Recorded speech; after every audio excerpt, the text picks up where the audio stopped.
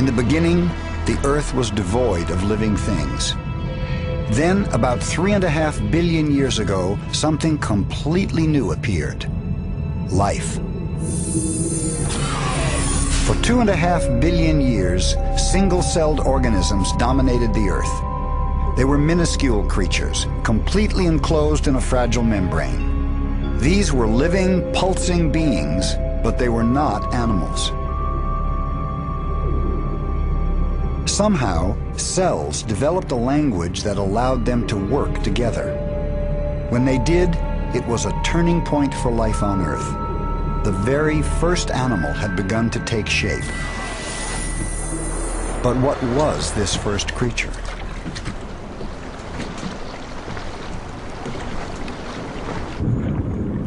The first animal would really have been something very simple. It would not have had a head, a brain, a mouth, or any internal organs, not even bones.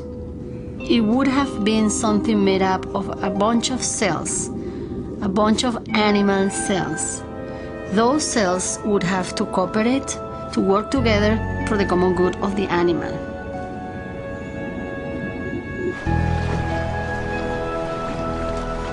So what would such a creature have looked like? And even more importantly, is there anything like it still living today?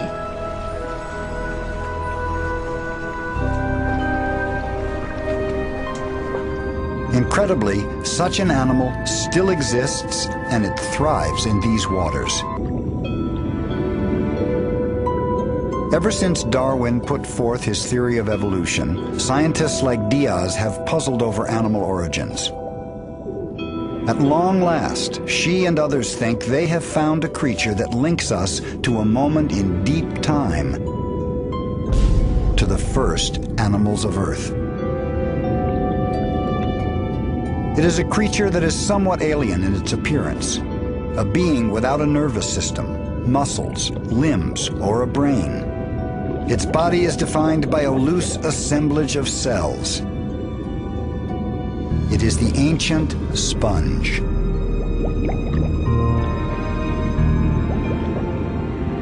When I encounter a sponge, it just takes my breath away.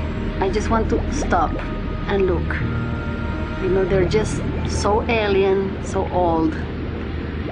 I mean, so ancient and so different to anything else you find in the bottom of the sea. When I encounter a sponge, I'm just in awe, not only by their presence, but their giant size and their beauty, but they are so different. You know, they're just so different, and you just cannot stop yourself asking questions to this animal. What are you? How did you grow to this size? How do you manage to through every day? What do you do? You know, how do you eat?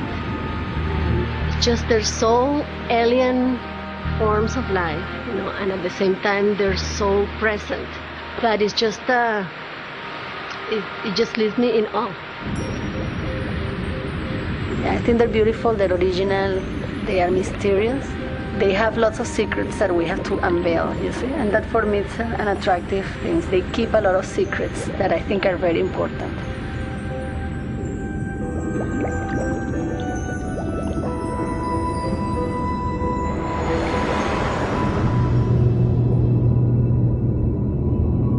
Sponges don't give up their secrets easily.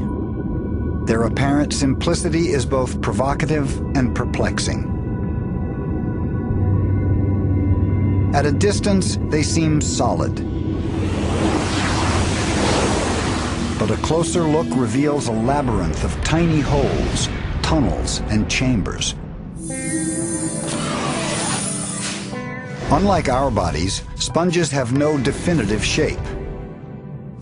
They are as varied as their many habitats.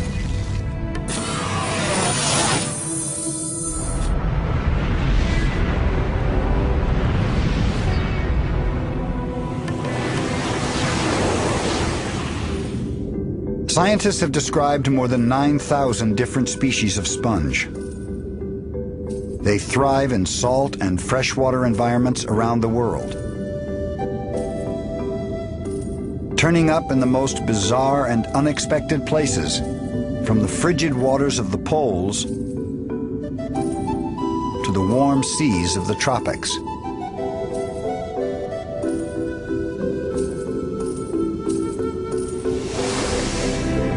Diaz recognizes the sponge as a vibrant animal, but for centuries, scientists have debated whether in fact this was true.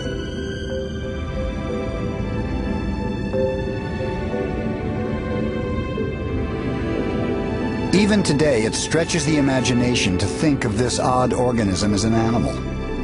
To the untrained eye, it barely seems alive at all. When we think of animals, we conjure up something entirely different. Animals move. They feed themselves.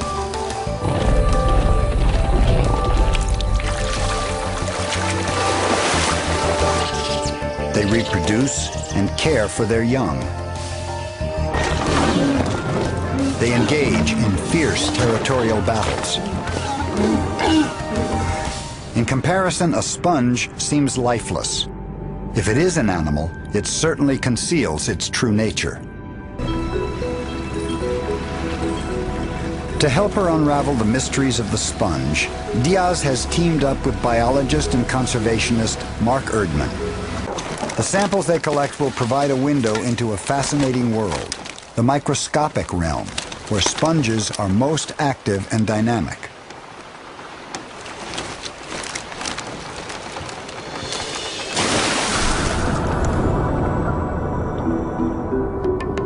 Sponge cells are unique in the animal kingdom, but in order to study their miraculous abilities, Diaz and Erdman will have to gather living samples and transport them to the lab.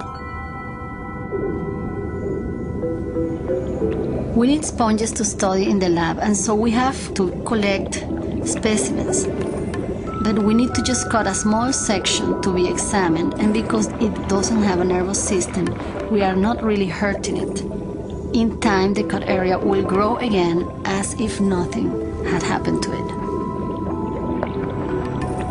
All animals rely on cell-to-cell communication. But Diaz and others have been able to show that sponge cells have a unique way of working together. To witness these abilities is to be amazed. Cell-to-cell communication is very important for all organisms. But in sponges, it's uniquely important because in sponges, cells carry out all the functions that other organisms are taken care of by specific organs, like the heart, or the nervous system, or the skeletal system, or the blood. So sponges have many responsibilities to perform. Unlike most of our cells, those of sponges retain a special freedom. They can continuously reinvent themselves, performing some truly miraculous feats.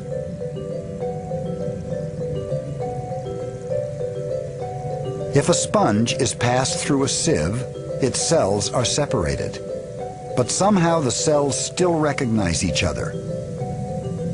Over several hours, they begin to come together, building many new sponges.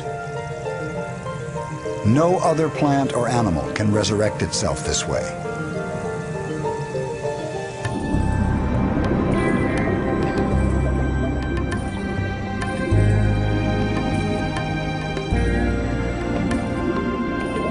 While the sponge appears strikingly different from other animals, it does share some basic hallmarks of animal life.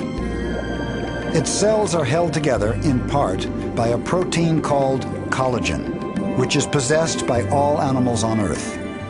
Collagen, which is the most abundant protein in the animal world, forms the supportive system for the sponge body. So either in the form of small fibers that all sponges have that give support to the cells, or in the form of strong and stout fibers that give rigidity and support that the sponge needs to achieve larger sizes.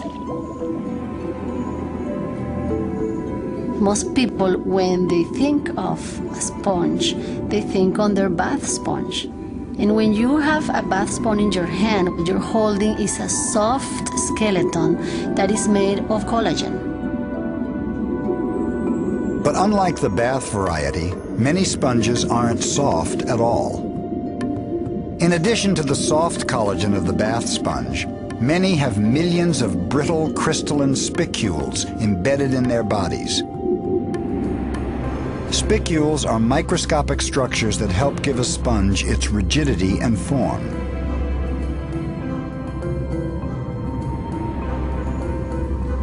Spicules are an incredible tool for us today to identify most of the sponges that are living in the oceans. You can identify a species or a group of sponges not only by the type and the size of the spicules they have, but the way that they are arranged in the sponge body.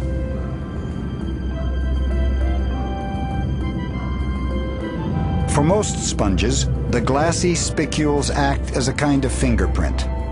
Magnified, their dazzling array of shapes and sizes are as beautiful as they are unearthly.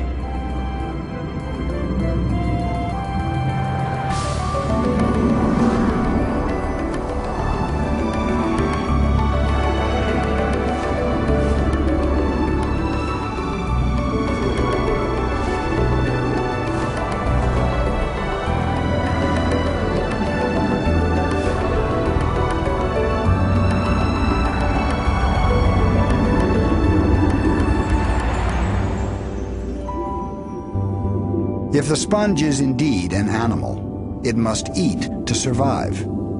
How does it feed itself when it has no obvious mouth?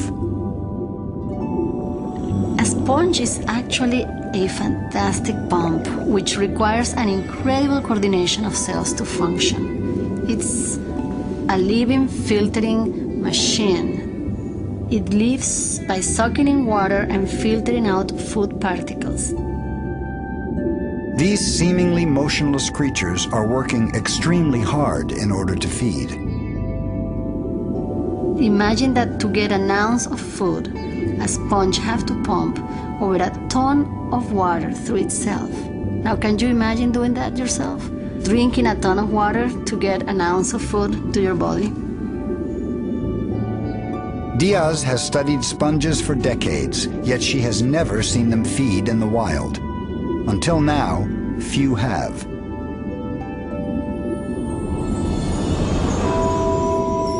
To make the invisible visible, Diaz injects a harmless colored dye into the water near the body of a sponge. One of the ways we can test for the rate of water flow that moves through the sponge body is to inject a colored dye and measure the speed at which it is pumped through the sponge. Actually, for me, this is the first time I've done this, and I've been really looking forward to the opportunity for years. And I'm so excited to try this experiment. When I start seeing the color dye coming out of the sponge in less than 2 seconds from when it was applied, I could not believe my eyes. This steady and strong continuous flow of water continuously coming out of the sponge was an incredible realization of the dynamic existence of this organism.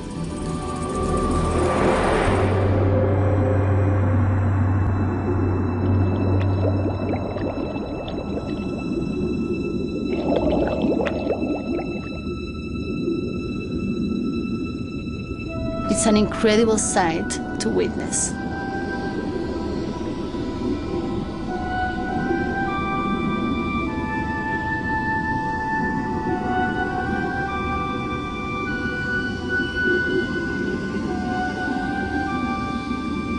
These ghostly exhalations are proof that the sponge is actively pumping. With no mouth, it sucks water directly through its sponge-like body walls, which are shot through with millions of narrow canals and tiny chambers. How does it do it? What secrets hide within the belly of this beast? The best way to find out is to enter one of the many portals into the sponge's secret inner world.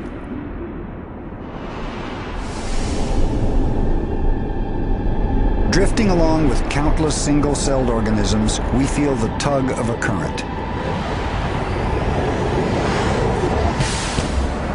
In the wonderland within, this sponge's cells all work for the common good, but they do it in wildly different ways. As the current draws us on, we pass sponge cells that are making new spicules.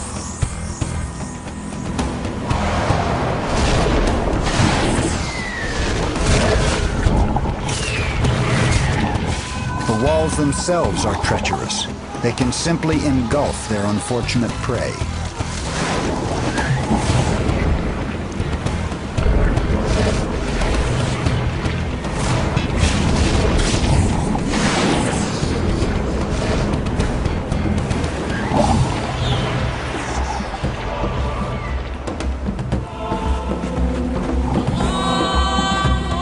As we are drawn through ever narrower passages, the current slows until we burst into one of the sponge's millions of tiny beating hearts.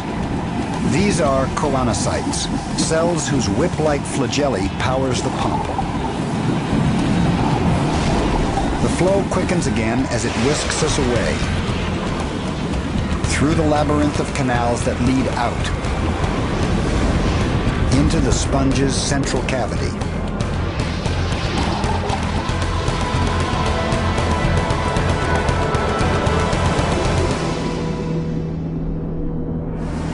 What once seemed barely alive is actually a living animal, more complex than we could have imagined.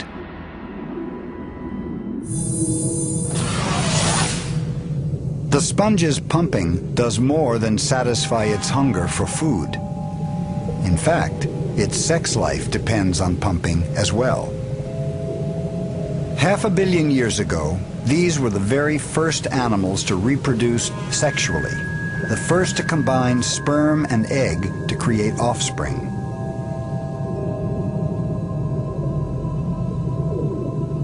Set adrift, some sperm will be lucky enough to enter another sponge of the same species. If the sperm are truly fortunate, they will fertilize the eggs within.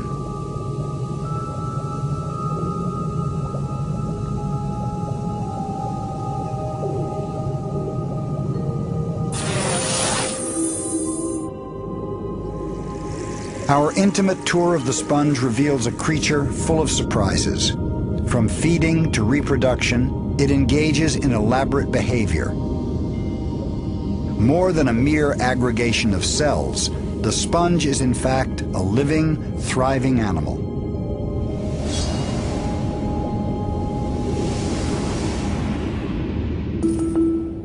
Though of ancient design, sponges continue to thrive in today's diverse and crowded world. In fact, they play a vital role in the lives of many other animals.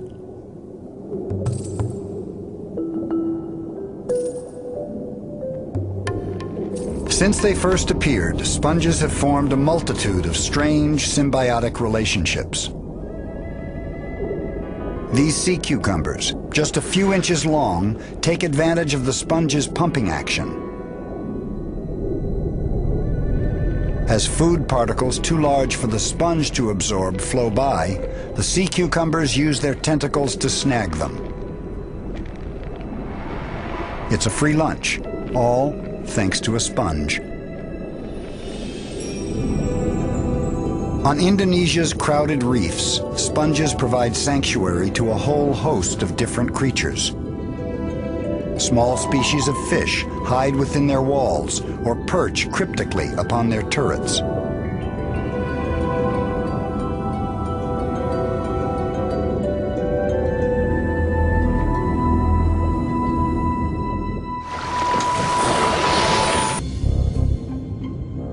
Sponges unwittingly protect their animal partners in other unusual ways.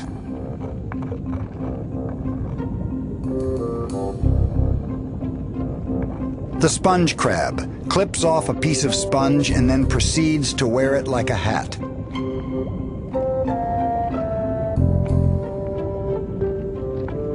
Since most sponges are inedible, the crab benefits from the camouflage.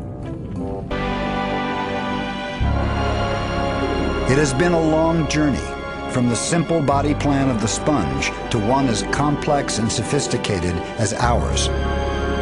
But without this basic platform to build upon, evolution could not have created the myriad creatures that inhabit every environment on our planet.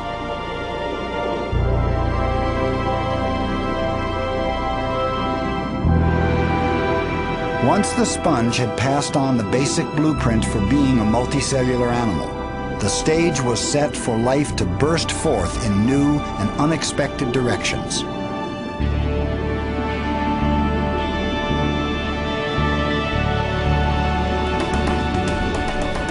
Scientists are now beginning to unfurl the map of life's long journey, to understand how creatures evolved to move, swim, crawl, run, hunt, kill, soar through the sky, and even develop the intelligence to try to make sense of the world around them.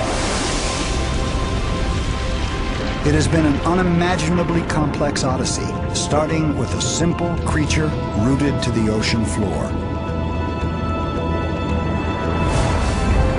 It is a saga that continues even now. The extraordinary events that gave rise to the shape of life still unfold.